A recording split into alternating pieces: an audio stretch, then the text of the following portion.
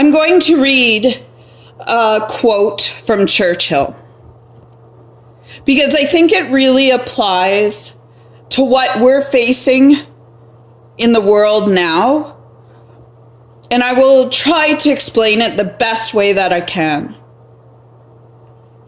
So this is from Churchill. He said, "Hitler knows that he will have to break us in this island or lose the war. If we can stand up to him, all Europe may be free, and the life of the world may move forward into broad sunlit uplands. But if we fail, then the whole world, including the United States, including all that we have known and care for, will sink into the abyss of the new dark age. Let us therefore brace ourselves to our duties, and so bear ourselves that if the British Empire and its Commonwealth last for 1,000 years, men will say this was their finest hour." When I read that a long time ago, a few months ago, I realized I think that we are facing the exact same thing, except it's not Hitler anymore. I would say that we are facing the UN, the New World Order, and the globalist agenda, and that thing that creeps among us, infiltrates our governments, infiltrates our military, infiltrates our law, our culture, and slowly tears us down with terror. And I think you know exactly who and what I'm talking about. So as we face these things, we see leaders rising up, globalist leaders like Macron and Merkel and Trudeau, to name a few.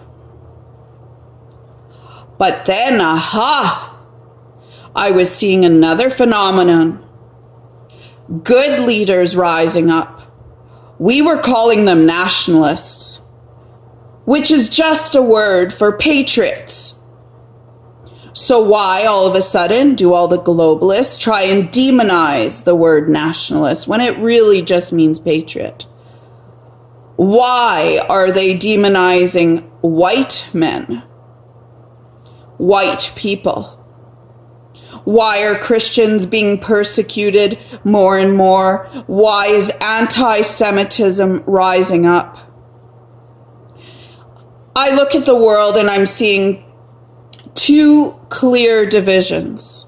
You're either for the UN, the globalist agenda, the left-wing agenda, or you're a nationalist, a patriot. And good leaders are rising up and lately forming strong bonds of unity and unification, unifying their countries. Leader of Hungary, Viktor Orban. Leader in Europe, Matteo Salvini. Leader of Brazil, Bolsonaro. Leader in Israel, Netanyahu. Leader of the United States of America, President Trump. All great and good leaders, all starting their strong unification.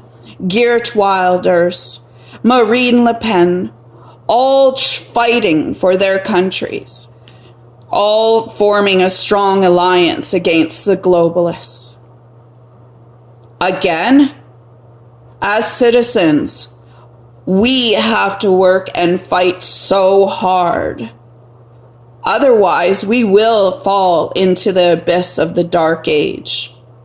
Or are we headed there anyways?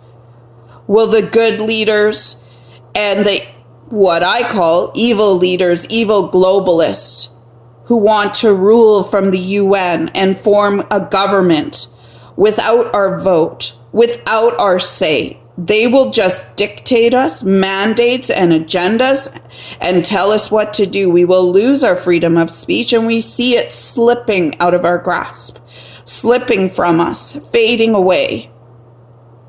So we may be entering that new dark age world war.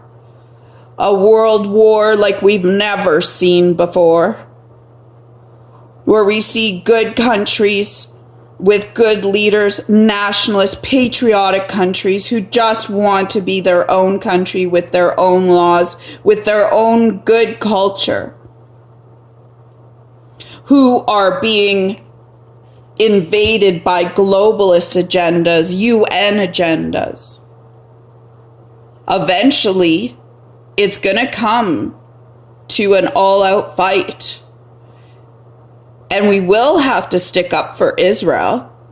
They are being attacked on all sides. They do not have the support of the UN. And as you can see, they do not have support of most of the world. So what side are we going to choose? Because there's no middle anymore. There hasn't been for a long time, and that middle ground is fading fast.